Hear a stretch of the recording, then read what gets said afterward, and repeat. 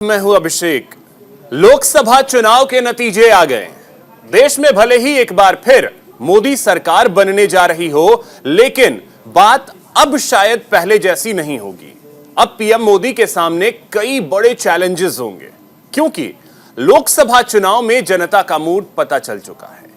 NDA को 543 में से 293 सीटें, तो वहीं इंडिया गठबंधन के खाते में 232 सीटें आई हैं। बात अगर बीजेपी की करें तो बीजेपी 240 सीटों पर सिमट गई है, जबकि उम्मीद 300 के पार की थी। बीजेपी के पास अब बहुमत अपने दम पर नहीं है। ऐसे में एनडीए के सहारे सरकार बन तो जाएगी, अब चुनौतियां भी काफी ज्यादा होंगी। कामकाजी फैसले लेते समय बीजेपी को सहयोगी दलों का भी ख्याल रखना होगा। आखिर एनडीए सरकार का कैसे गठन होगा और क्या क्या चुनौतियां होंगी, चर्चा आज इसी मुद्दे पर करेंगे। इससे पहले आपको सुनाते हैं कि एनडीए की जीत के बाद प्रधानमंत्री नरेंद्र मोदी ने क्या कुछ कहा है। इस चुनाव के, इस जनादेश के कई पहलू हैं। 1962 के बाद पहली बार कोई सरकार अपने 2 कार्यकाल पूरे करने के बाद तीसरी बार वापस आई है।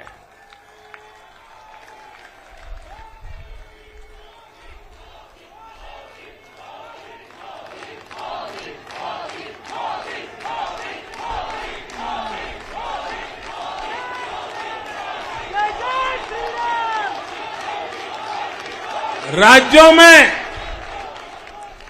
जहां भी विधानसभा के चुनाव हुए, वहां पर एनडीए को भव्य विजय मिली है। चाहे वो अरुणाचल प्रदेश हो, आंध्र प्रदेश हो, उड़ीसा हो या फिर सिक्किम। और इन राज्यों में कांग्रेस का सुपड़ा साफ हो गया है। तो देखिए, प्रधानमंत्री नरेंद्र मोदी का कल भव्य स्वागत किया गया बीजेपी दफ्तर दिल्ली में, और कल देश के नतीजे आए। नतीजों ने यह कहा एक बार फिर से एनडीए सरकार, लेकिन इसमें बीजेपी के लिए चुनौतियां काफी ज्यादा अब बढ़ गई हैं, क्योंकि पिछले 2 टर्म में अगर 14 और 19 को देखें तो बीजेपी अपने दम पर बहुमत लेकर आई थी, लेकिन इस बार बहुमत के आंकड़े से 32 सीट पीछे रह गई है बीजेपी। हालांकि सहयोगी दलों को मिलाकर के बीजेपी और एनडीए गठबंधन की अगर बात की जाए तो सरकार तो बनती दिख रही है, लेकिन इसमें भूमिका 2 पार्टियों की काफी ज्यादा हो गई है। वो 2 पार्टियां हैं, बिहार की जेडीयू यानी नीतीश कुमार, उनकी भूमिका किंग मेकर के तौर पर है। वहीं आंध्र प्रदेश की टीडीपी तेलुगु देशम पार्टी जो है, उसके मुखिया अगर बात करें चंद्रबाबू नायडू, जिनकी तस्वीर भी आपके टीवी स्क्रीन पर इस समय है, चंद्रबाबू नायडू की भूमिका अब किंग मेकर के तौर पर आ गई है। हालांकि इसमें एक बहुत बड़ी बात यह भी है कि आंध्र प्रदेश में जो इंडिया अलायंस है वो आंध्र प्रदेश की सत्ता में भी आया है, और वहां से जगन मोहन रेड्डी की विदाई हो गई है। तो अब ऐसे में चंद्रबाबू नायडू मुख्यमंत्री तो बनेंगे आंध्र प्रदेश के, ये लगभग तय है, क्योंकि पार्टी के मुखिया हैं वही प्रधानमंत्री। ये देखिए तस्वीर आज की है, जब तेजस्वी यादव और नीतीश कुमार को आप देखें। ये नीतीश कुमार और तेजस्वी यादव एक ही फ्लाइट से दिल्ली आ रहे हैं, पटना से दोनों ही एक ही फ्लाइट से आ रहे हैं। अब इसमें नीतीश कुमार तो एनडीए की बैठक में शामिल होंगे, तेजस्वी यादव इंडिया गठबंधन की बैठक में शामिल होंगे। अब बिहार में सियासी उठापटक कहें तो फिर हो सकती है, ऐसा कहा जा रहा है, लेकिन जेडीयू की तरफ से यह क्लियर कर दिया गया है कि वो एनडीए के साथ हैं और एनडीए के साथ बने रहेंगे। ये एक्सक्लूसिव तस्वीर आपको दिखा रहे हैं, आज की शायद सबसे बेहतरीन तस्वीर कहने को चाचा भतीजा दोनों एक साथ एक ही फ्लाइट से दिल्ली आ रहे हैं।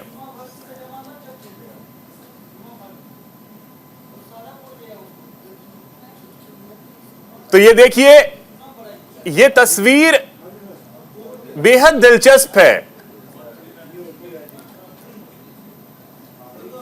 अब नीतीश कुमार जो फिलहाल हैं वो किंग मेकर की भूमिका में हैं, क्योंकि बिना जेडीयू और बिना टीडीपी के एनडीए की सरकार नहीं बन सकती। और नीतीश कुमार की पार्टी ने यह जरूर क्लियर कर दिया है कि वो एनडीए में हैं और रहेंगे।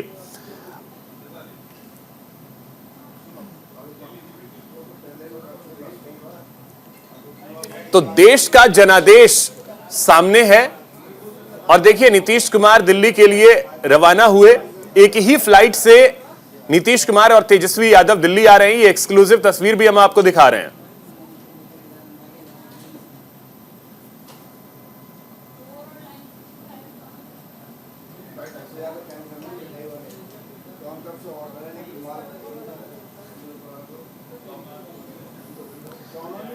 तो एक बहुत बड़ा सवाल यह भी है, क्या बिहार की सियासत में फिर से कोई हलचल देखने को मिल सकता है? क्या आंध्र प्रदेश की सियासत में कोई हलचल देखने को मिल सकता है? लेकिन फिलहाल की स्थिति तो इतनी क्लियर है कि एनडीए की सरकार बनती हुई दिख रही है।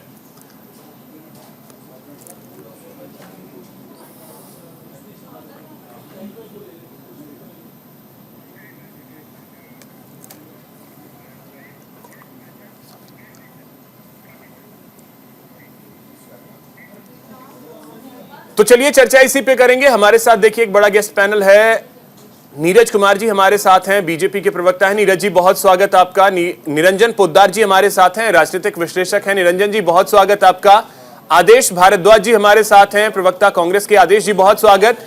पूजा मिश्रा जी हमारे साथ हैं, समाजवादी पार्टी की प्रवक्ता है। पूजा जी बहुत स्वागत आपका। निरंजन जी, आज चर्चा की शुरुआत मैं आपसे करूंगा। एनडीए के सामने अब क्या क्या चुनौतियां आपको दिख रही हैं?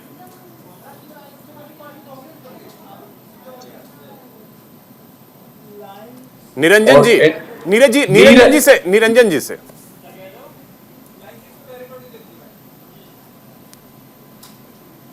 निरंजन जी आवाज मिल रही है? निरंजन यहाँ कौन है भाई, पहले ये तो बता दीजिए। जी हाँ, बिल्कुल आपकी बगल के विंडो में दिख रहे होंगे सर।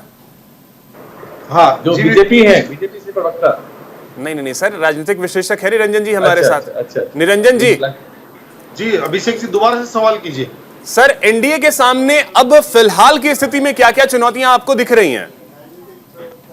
देखिए अभिषेक जी, निश्चित रूप से एनडीए को के सामने सबसे बड़ी चुनौती ये है कि एनडीए को सबसे पहले तो ये विचार करना चाहिए कि उसके अंदर कमी कहाँ रही। क्योंकि जिस तरीके से 400 पार की बात की जा रही थी, या जिस तरीके से ये बात की जा रही थी कि भाई पूर्ण बहुमत की तीसरी बार सरकार बन रही है, उसके अंदर कहीं ना कहीं सब बहुत बड़ा डेंट, अगर मैं कहें तो उत्तर प्रदेश के अंदर, जिसको मेरे हिसाब से अगर भारतीय जनता पार्टी के पिछले 10 सालों की राजनीति की मैं बात करूं तो ये मेरे हिसाब से ये एक अभूतपूर्व डेंट है, जिसके बारे में सबसे पहले इनको ये चीज सोचनी चाहिए कि भाई इनकी संगठन स्तर पे कमी थी, नेतृत्व स्तर पे कमी थी, नीतियों में कमी थी, या ये जिस चीज को लेकर के कॉन्फिडेंट थे कि भाई हमने एक वर्ग को सांस्कृतिक राष्ट्रवाद से जोड़ दिया, राम मंदिर से जोड़ दिया, धारा 370 से जोड़ दिया, और निचले वर्ग को हमने लाभार्थी वर्ग से जोड़ दिया, और ये दोनों वर्ग हमारे साथ आएंगे और हम अब जिस तरीके से एक समय कांग्रेस राज करती थी, अगड़ा पिछड़ा आगे पीछे सारे के सारे हमें वोट देंगे, तो उस तरीके से हम,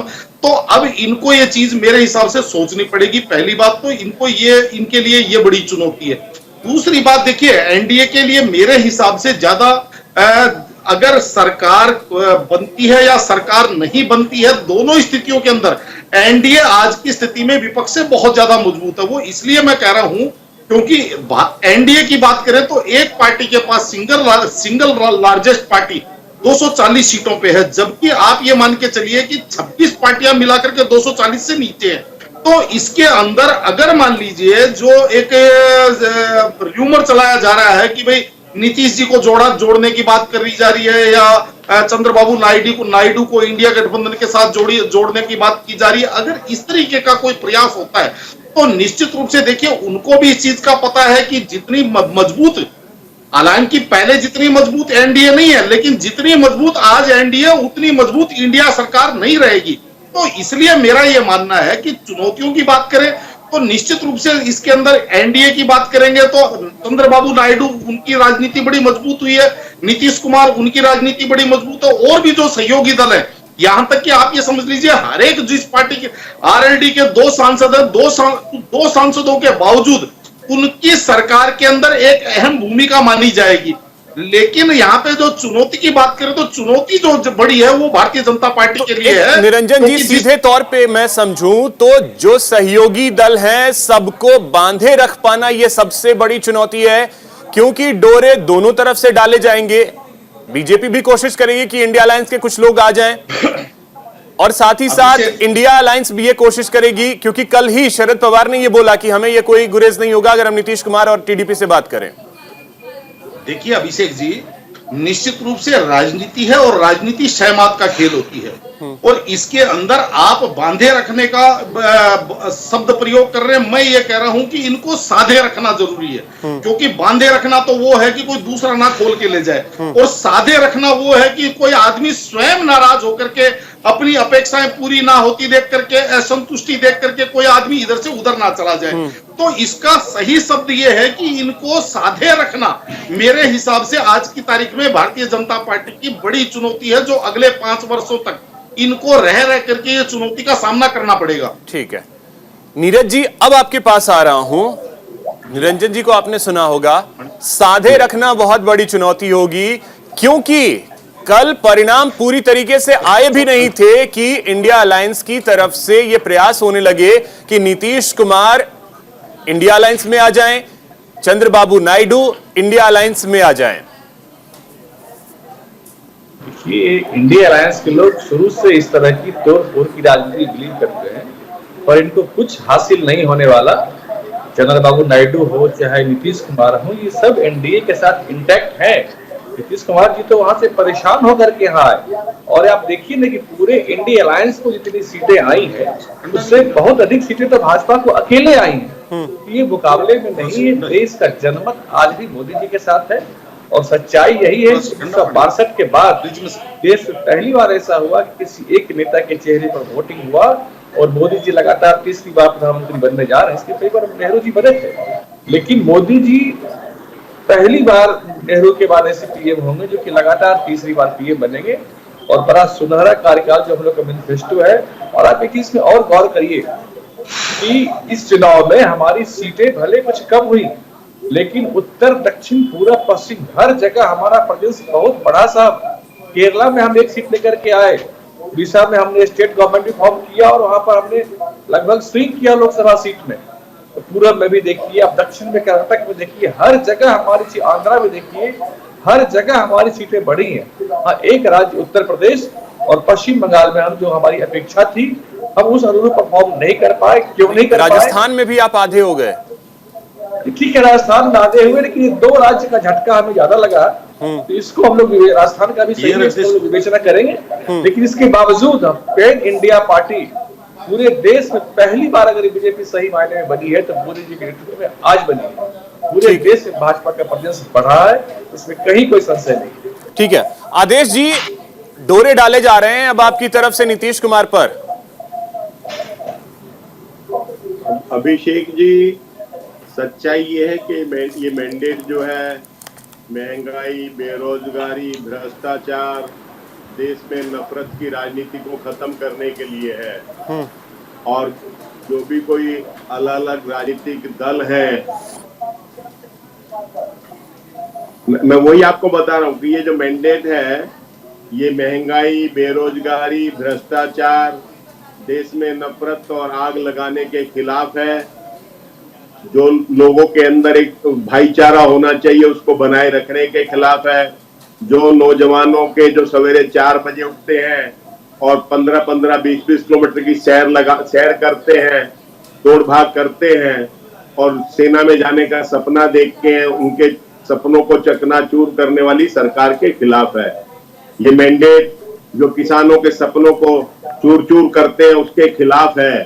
और जो भी राजनीतिक दल किसी भी प्रदेश से हैं, वो इन किसानों की चिंता करते हैं, देश के नौजवानों की चिंता करते हैं, महंगाई से निजात दिलाने की चिंता करते हैं, देश के अंदर भाईचारा और उन्नति चाहते हैं, उनका हमारे गठबंधन में स्वागत है। और ज्यादातर लोग इसी विचारधारा के हैं, ज्यादातर राजनीतिक दल इसी विचारधारा के हैं। इस तानाशाह सरकार ने पिछले 10 साल देश को जो दिया उसके खिलाफ ये मैंडेट है। ये ताना क्विक कमेंट मैम शरद को मैम क्विक आदेश कमेंट जी, एक सेकंड आपको रोकना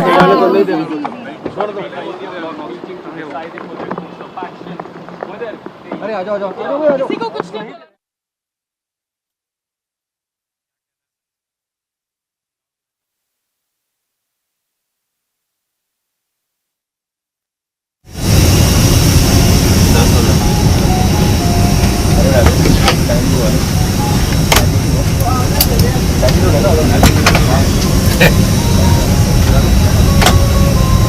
क्या कहना है सर इस बार चुनाव के नतीजों पर? आपका नमन करना प्रणाम। चलिए प्रणाम।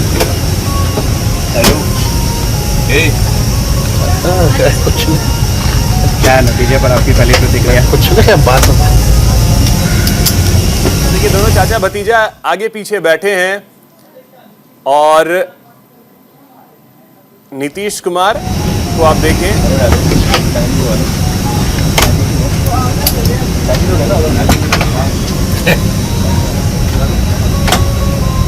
क्या कहना है सर इस बार चुनाव के नतीजों पर? आपका नमन करना प्रणाम। चलिए प्रणाम। आप बोलेंगे मैम, आप बोलेंगे मैम, आप सब हेलो ओके अरे सामान नहीं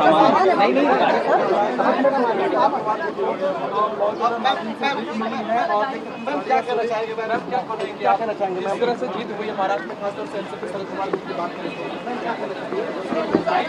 करें। तो देखिए, शरद पवार और सुप्रिया सुले इंडिया की बैठक में शामिल होने के लिए पहुंच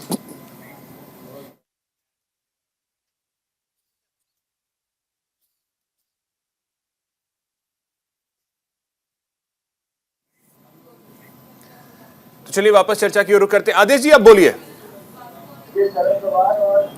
जी अभिषेक जी, बस मैं यही कह रहा था कि आज देश में जो जरूरत मुद्दे हैं, उन मुद्दों से लोगों को न्याय दिलाने के लिए, चाहे वो किसान है, महिला है, नौजवान है, फैक्ट्री कारखानों में काम करने वाले श्रमिक हैं, उनके साथ न्याय करना। उस न्याय के साथ जो भी राजनीतिक दल हैं वो इंडिया गठबंधन में भरोसा रखते हैं, उनका हम समर्थन लेंगे और देश को एक अच्छी सरकार आपकी क्योंकि आपको एक चीज है आदेश जी, आप और जो मैंडेट है तय करेगा, कांग्रेस तो कर नहीं सकती। नहीं आदेश जी, क्योंकि जो मैंडेट है उसमें तो एक बात तो क्लियर है कि बहुमत एनडीए के पास है।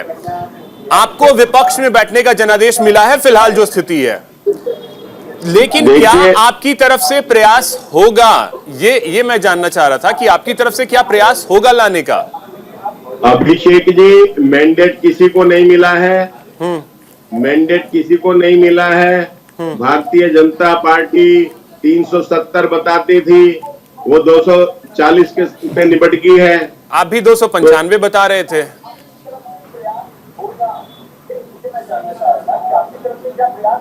कांग्रेस की हमारी तरफ से इंडिया गठबंधन की मीटिंग होगी, बैठ के तय करेंगे। ठीक है, जो भूमिका हमें मिलेगी उस भूमिका में अपना जिम्मेवारी पूजा मिश्रा जी से निभाएंगे। समाजवादी पार्टी क्या सोच रही है कि क्या जो लोगों की परेशानियां हैं सरकार में, ठीक है आदेश जी, आते हैं आपके पास फिर से। पूजा जी, विपक्ष में रहेंगे तो वहां से बैठ के सरकार को उनके साथ अत्याचार नहीं करने देंगे। ठीक है, ये हमारा संकल्प है जो है। पूजा जी, समाजवादी पार्टी क्या सोच रही है? क्योंकि मैंडेट अगर इंडिया अलायंस और एनडीए अलायंस को देखें तो इंडिया अलायंस को विपक्ष में बैठने का जो मैंडेट है वो मिला है। समाजवादी पार्टी क्या सोच रही है कि क्या प्रयास किए जाएंगे? आरएलडी आपके प्रदेश की पार्टी है, आपके साथ थी कुछ दिनों पहले तक, 2 सांसद हैं, क्या प्रयास होगा उनको लाने का, या फिर नीतीश कुमार पे क्या कोशिश होगी कि उनको भी लेकर के आया जाए? टीडीपी से क्या आप लोग बात करना चाहेंगे?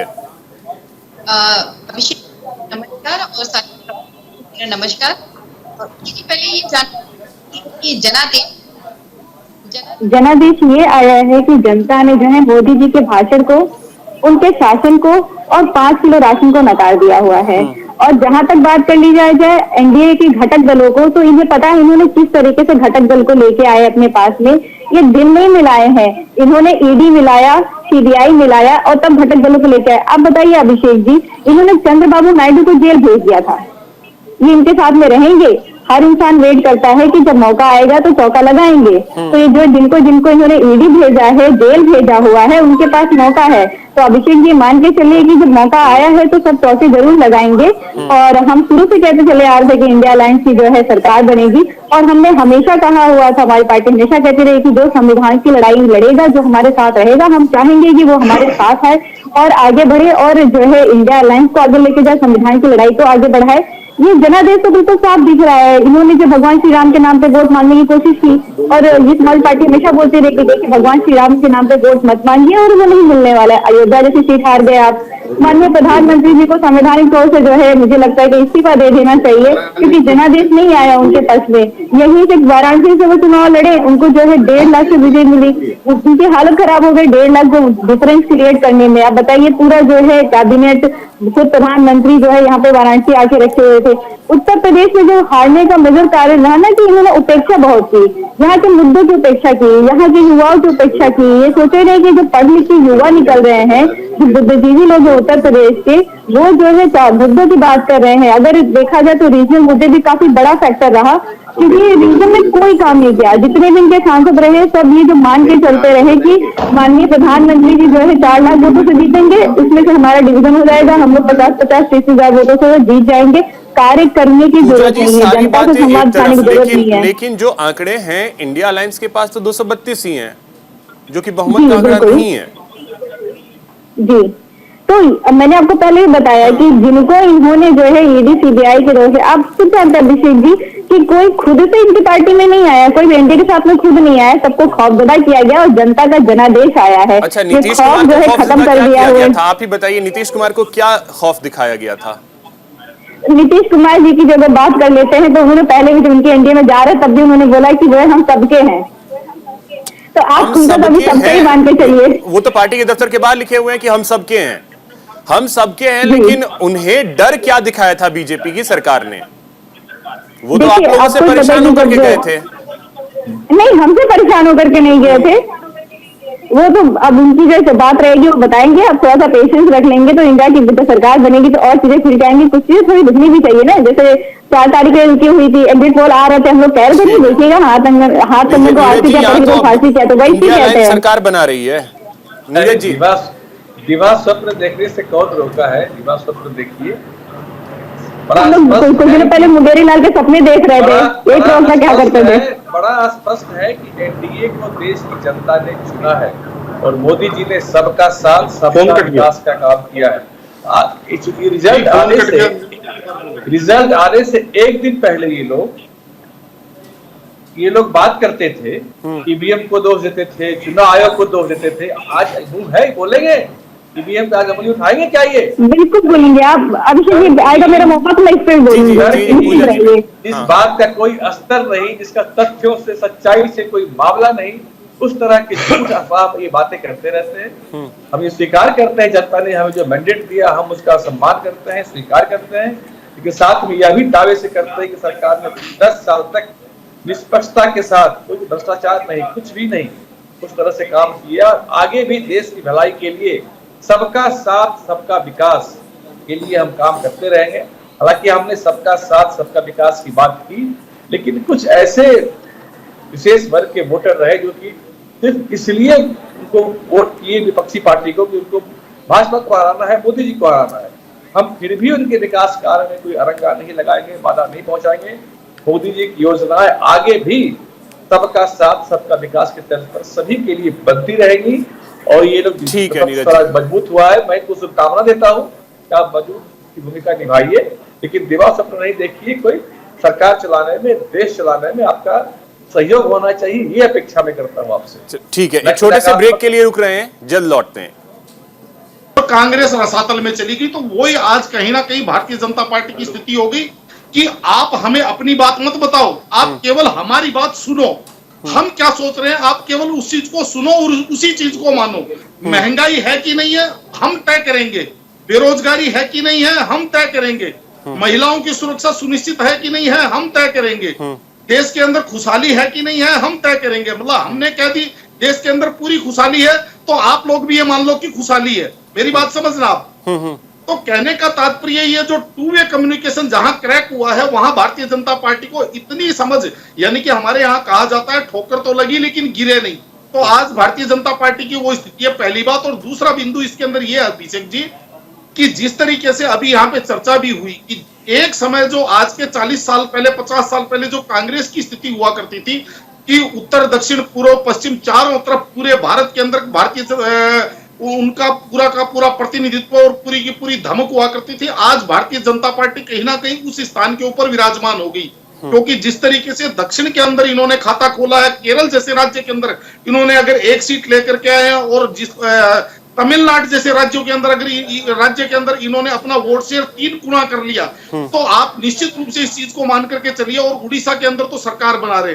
दूसरी बात, अब देखिए जिस तरीके से वो कहते हैं कि मन मुताबिक प्रतिफल नहीं मिला, लेकिन कोई अगर ये कह रहा है कि भारतीय जनता पार्टी हार गई, भारतीय जनता पार्टी के खिलाफ मैंडेट, तो भाई साहब मेरी समझ से बाहर की चीज है वो। इसलिए मैं कह रहा हूं कि 3 राज्यों के अंदर प्रत्यक्ष रूप से या परोक्ष रूप से इनकी नई सरकार बन रही है। उड़ीसा में आज तक भारतीय जनता पार्टी का कोई इतना बड़ा स्ट्राइक नहीं था, लेकिन आज वहां बम्पर मेजोरिटी की सरकार बना रहे हैं। आज अगर आंध्र प्रदेश के अंदर अगर भारतीय जनता पार्टी गठबंधन मान लीजिए इतने बम्पर मेजोरिटी के साथ सरकार बना रही है, और अरुणाचल जैसे राज्य के अंदर अगर दोबारा से सरकार रिपीट हो रही है, तो आप इसको हार की दृष्टिकोण से देखते हैं, आपका अपना दृष्टिकोण। हाँ, ये जरूर आप कह सकते हैं कि ऐच्छिक समर्थन नहीं मिला, जितना समर्थन भारतीय जनता पार्टी कह रही थी या भारतीय जनता पार्टी एक्सपेक्ट कर रही थी उतना समर्थन नहीं मिला। और दूसरी तरफ ये चुनाव देखिए कितना स्पेशल चुनाव परिणाम है अभिषेक जी,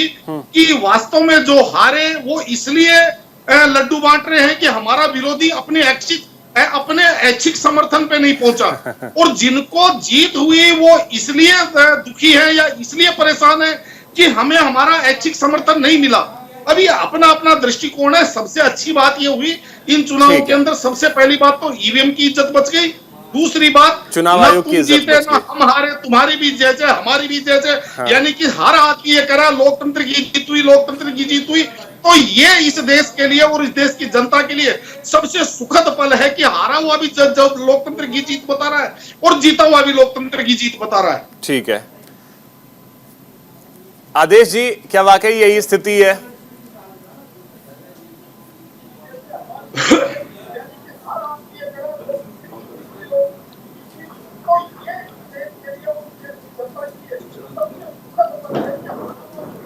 आदेश जी, क्या वाकई यही स्थिति है कि तुम भी जीते, हम भी जीते, हर कोई जीता है और लोकतंत्र तो जीत गया, ईवीएम की इज्जत बच गई और शायद चुनाव आयोग की भी इज्जत बच गई? अभिषेक जी, सीएसडीएस से सरकारी आंकड़े लेती है, सरकार से पैसा लेके जो है सर्वे करती है। सीएसडीएस का मानना है कि 2019 में इलेक्शन कमीशन पे 51% लोगों का भरोसा था, जो गिर के 28% हो गया 2024 में।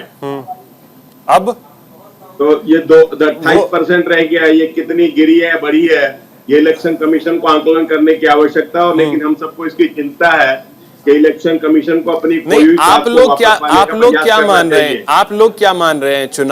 चुनाव प्रक्रिया, ईवीएम, इस पे तो अब कम से कम सवाल नहीं होना चाहिए। कम से कम अभिषेक जी, मैंने तो सीएसडीएस का आंकड़ा आपको बताया जो है कि सीएसडीएस सरकारी पैसा लेके सर्वे करती है और सरकार को आंकड़े उपलब्ध कराती है। उनका ये मानना है कि 28% लोग इलेक्शन कमीशन पे भरोसा जताते हैं। कांग्रेस को भरोसा है या नहीं? मैं कांग्रेस की बात कर रहा हूं। को चिंता करने वो की सरकार की एजेंसी है, सरकार निष्पक्ष पत्रकार है, आपका प्रेस चैनल है, आपको भी इलेक्शन कमीशन को एडवाइज करने की आवश्यकता है या सवाल करने की आवश्यकता है। मैं तो पहले दिन से कहता रहा हूं इलेक्शन कमीशन का पे भरोसा कीजिए, इलेक्शन कमीशन जो है वो सही करवा रहा है। इलेक्शन कमीशन सरकार का भोंपू बन के रह जाता है। इलेक्शन कमीशन पहले चुनाव के आंकड़े 11 दिन बाद बढ़ा के दे देता है। सर फिर वही चीज अगर बढ़ा के देता तो आप कैसे जीतते सर? कमीशन कहता है कि मैंने सबके हेलीकॉप्टर चेक किए। बताए प्रधानमंत्री का हेलीकॉप्टर किस दिन चेक किया था? अरे आदेश जी आप मुझे ये बताइए, अगर ये तरीके से होती चीजें, लेकिन बताया अमित शाह के हेलीकॉप्टर को किस दिन चेक किया था? आदेश जी अगर इस तरीके से चीजें होती फिर आपको कैसे ये 232 सीटें इंडिया की आती, यूपी में इस तरीके की सफलता आपको मिलती? क्वालिटी को गिराते जा रहे हैं। क्वालिटी की महत्वपूर्ण है। अपने आप को ये दिखा के गर्मी में करा रहे हैं। 25 से ज्यादा लोगों की मृत्यु होगी। कल हम काउंटिंग पे थे, एक व्यक्ति बेहोश हो गया। वह पानी की व्यवस्था नहीं थी। चिट्ठी भेज दूंगा आपको भी, जो हमने देखा है कल जो है। इलेक्शन कमीशन को भी भेजेंगे। आदेश जी आप मुझे ये सर 2019 में भी इसी सीजन में चुनाव हुए थे, 2014 में भी इसी सीजन में चुनाव हुए थे। कोई आज पहली बार नहीं है कि इस सीजन में चुनाव हो रहा है। 2014 में भी गर्मी के सीजन में हुआ था। 18 मई को लास्ट चुनाव था 2019 में। 18 मई को गर्मी नहीं थी सर, 18 मई को गर्मी नहीं थी। नहीं होगी, मैं नहीं अप्रैल मई यही 2 महीने तपते हैं, लेकिन जून के बाद अब बारिश गिरेगी।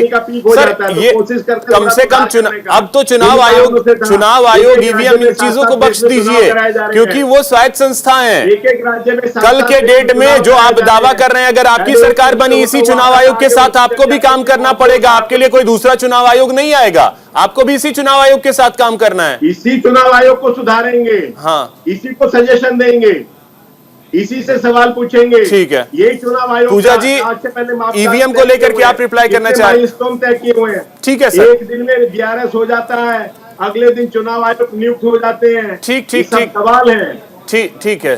सुप्रीम कोर्ट ने जो कहा, पूजा जी अब क्या कम से कम ईवीएम और चुनाव आयोग को आप लोग बख्शेंगे या अभी भी नहीं? ये सरकार, क्योंकि कांग्रेस तो नहीं है उस मूड में। अभिषेक जी ठीक है आदेश जी। आरोप लगा रहे कि जो है हम गलत बातें किया करते थे। देखिए जब ईवीएम पे सवाल उठाए तो उस तरीके की वीडियोस भी आए सामने की जो है कोई और बटन दबाइए भाजपा की पर्ची निकल रही है। अगर एरर होना था तो कोई भी बटन दबाने पे किसी और पार्टी की पर्ची निकल जाती। मान लीजिए समाजवादी पार्टी की जो बटन दबाते और निकल जाती जो है बसपा की पर्ची, तो मानते कि हम जो ईवीएम में एरर है। पर अगर जो कोई बटन दबा रहे हैं और उसमें भाजपा की पर्ची निकल रही तो सेटिंग लगता है, वो एरर नहीं दिखता है, पहली बात। और दूसरी बात जो है देखिए अभिषेक जी कि हमने पहले भी कहा था कि हम सुप्रीम कोर्ट पे भरोसा कर रहे हैं, और जब हम चुनाव लड़ रहे थे अभिषेक जी तो ये हम इस चीज का बहुत ध्यान रख रहे थे कि हम जमीन पे इस कदर जो मेहनत कर दे कि हमारा मार्जिन इतना गैप आ जाए ना। हमें नहीं भरोसा था ईवीएम पे, सच बता रहे हैं आपको कि हम सबको चिंता थी और हम इतना चाह रहे थे कि इतना गैप क्रिएट कर दिया जाए कि जब वो धांधली की भी जाए ना तो 10,000 20,000 30,000 आप लाखों की धांधली नहीं कर पाओ। जहाँ पे आप 20,000 का हमें लग रहा है कि हम 20,000 से जीतेंगे तो हम इतनी मेहनत करते कि हम पूजा जी क्यों, अगर धांधली करनी होगी तो लाखों की धांधली क्यों नहीं की जा सकती है? आप बताइए जरा, क्यों नहीं की जा सकती है? अगर कोई धांधली करने पे आ जाए क्यों नहीं लाखों की धांधली हो सकती है? क्योंकि जो है आ रहा हूँ नीरज जी, आपको जो है लास्ट में मैं बिल्कुल अभिषेक जी मेरे को जवाब दे दीजिए, फिर जो है आप जाइएगा भाजपा के प्रवक्ता के पास में। कि हम लोग जिस देश में रहते हैं जो लोकतांत्रिक देश है, अगर आप इस तरह डंके की चोट पे जो धांधली कर ले जाएंगे लाखों की ना, तो आपको इज्जत भी तो बचानी है अपनी, आपको हाँ, तो इज्जत बचाने के लिए अगर 272 सीटों पे धांधली कर ली गई होती तो क्या दिक्कत होता? एग्जिट पोल भी वही कह रहे थे, हो जाता, क्या दिक्कत थी? नहीं कर पाएंगे। क्यों? मतलब क्यों कर पाएंगे? नमक मतलब आप ऐसा मान के चले कि बिल्कुल नमक से नमक ज्यादा खा दे रहे हैं, इस तरीके की बात हो जाएगी। अरे वो मान लीजिए 272 सीटों पे बीजेपी कर लेती, उनको तो नुकसान ही होता, 303 से घट के 272 पे आते। आप कहना चाह रहे हैं कि हम ये मान रहे हैं कि वो जो है सारी की सारी जो सीटें लेके आए वो धांधली से लेके आए? नहीं, ऐसा नहीं मान रहे हम। पूजा जी यूपी बिहार में एक कहावत है, हाथ भी खाएं जात भी गवाएं, शायद आप समझती होंगी इस कहावत को।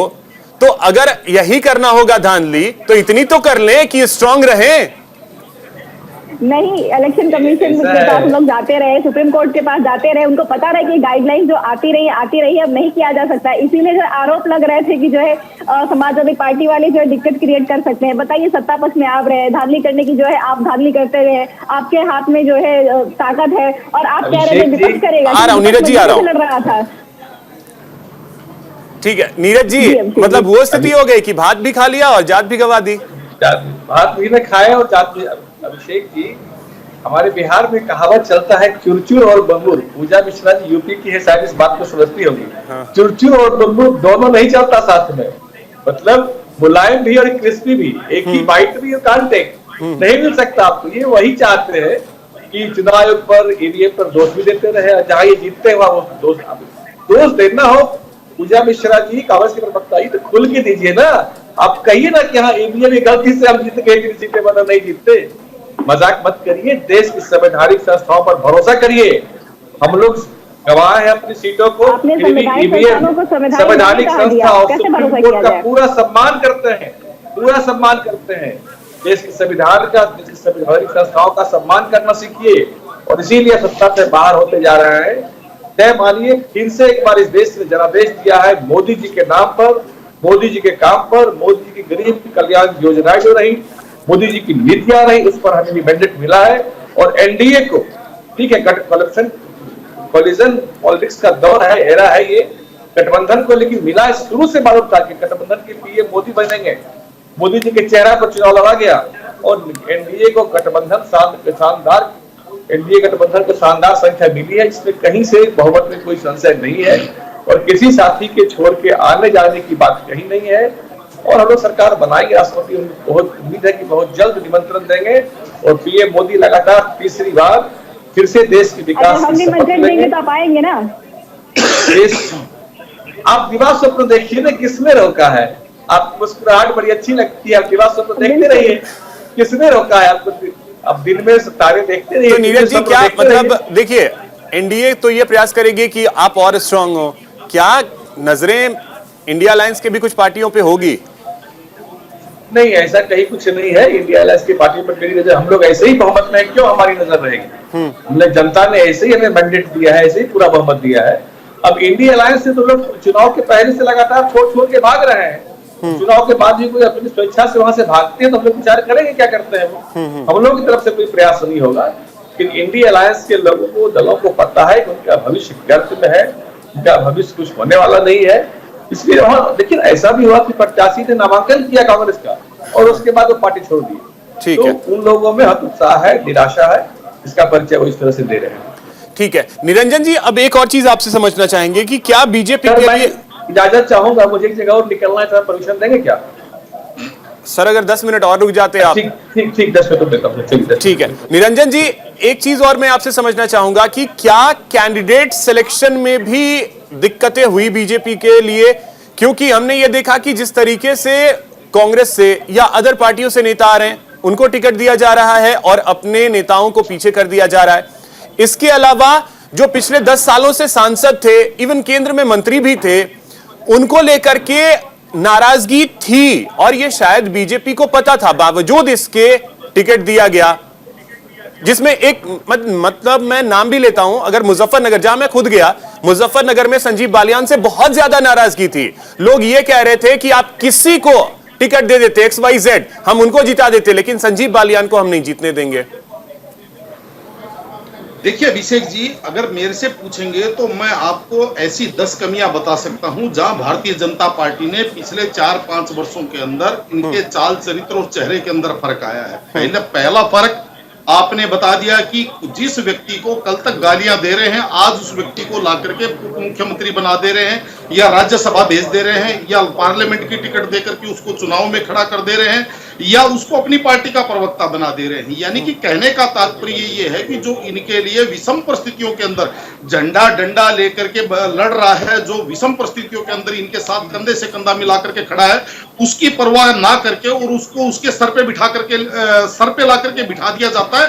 जो आदमी कल तक इनको गालियां दे रहा है, जो आदमी कल तक इनके लोगों से आप ये समझ लीजिए मुक्केबाजी कर रहा है। तो पहली बात। और दूसरी बात, जिस तरीके से आज भी भारतीय जनता पार्टी की एक सबसे बड़ी विडंबना मैं बताऊं, जो व्यक्ति भारतीय जनता पार्टी के लिए पूरे समाज से संघर्ष करता है, जो भारतीय जनता पार्टी के लिए पूरे समाज को जोड़ने का प्रयास करता है, जो चुनावों के अंदर भारतीय जनता पार्टी के लिए पोस्टर लगाता है और लोगों को कहता है आप वोट दीजिए, लेकिन जब लोगों की समस्या होती है, जब वो किसी का काम लेकर के भारतीय जनता पार्टी के नेताओं के पास, विधायकों के पास, मंत्रियों के पास जाता है, तो वो ये कहते हैं कि ये तो एचआरडी मिनिस्ट्री है, ये कोई संघ का कार्यालय थोड़ी है कि आप ये काम लेकर के आ गए। यानी कि सीधी सी बात है, आप जो भी चीज है प्रक्रिया से आइए। तो मुझे एक बात बताइए अभिषेक जी, अगर मैं अपने क्षेत्र के अंदर 1000 लोगों को ये कह रहा हूं कि आप बीजेपी को वोट दीजिए, बीजेपी का कैंडिडेट जीतने के बाद में आप लोगों के काम की जिम्मेदारी मेरी,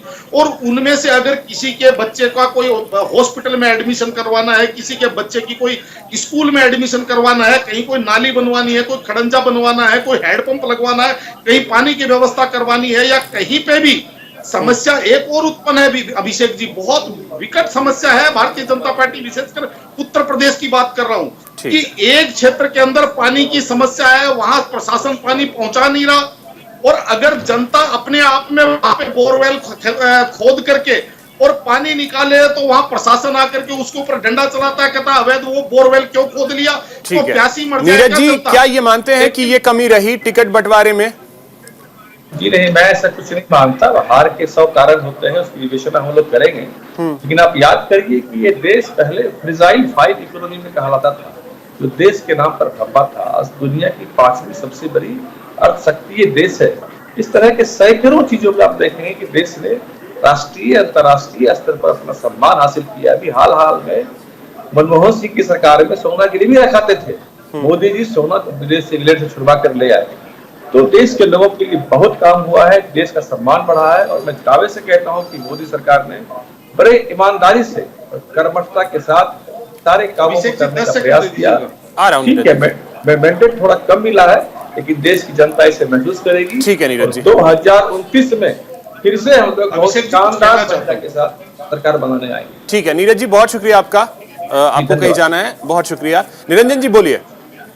अभिषेक जी, मैं नीरज जी को ही कुछ कहना चाह रहा था कि देखिए नीरज जी, आप कह रहे हैं कि आपने बहुत अच्छा काम किया, आपने ऐसा कर दिया, $5 ट्रिलियन का इकोनॉमी बना दी और देश, लेकिन देखिए सीधी सी बात है, प्रजातंत्र के अंदर जब तक जनादेश, जब तक लोगों की मोहर उसके ऊपर नहीं लगती है, तब तक आपके कहने से वो चीजें सर्वसत्य नहीं हो जाती है। और अगर आपने ऐसा कुछ कर दिया और जनता ने अगर आपको मान लीजिए कहीं ना कहीं कुछ ना कुछ कमी रखी है, तो आपको उस कमी को ढूंढना चाहिए कि आपकी जो चीजें हैं वो जनता तक पहुंची कि नहीं पहुंची, जनता उसके ऊपर अपना वेरिफिकेशन के साइन कर रही है कि नहीं कर रही है। तो अगर आप भी वही कांग्रेस वाली अगर नीति अपनाएंगे, तो मेरे हिसाब से जिसको कहते हैं ना, इससे बड़ी घातक और कोई चीज नहीं हो सकती अभिषेक जी।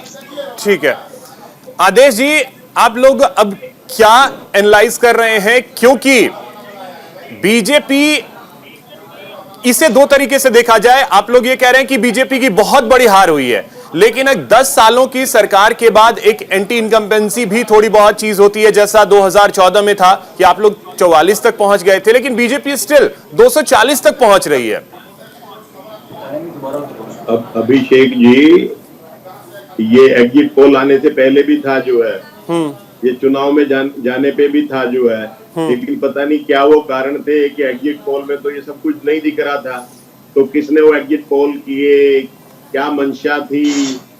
जितने सीटों पे हम लड़ रहे हैं उससे ज्यादा सीटें हमें मिल जाती है, एग्जिट पोल में दिखाया जाता है।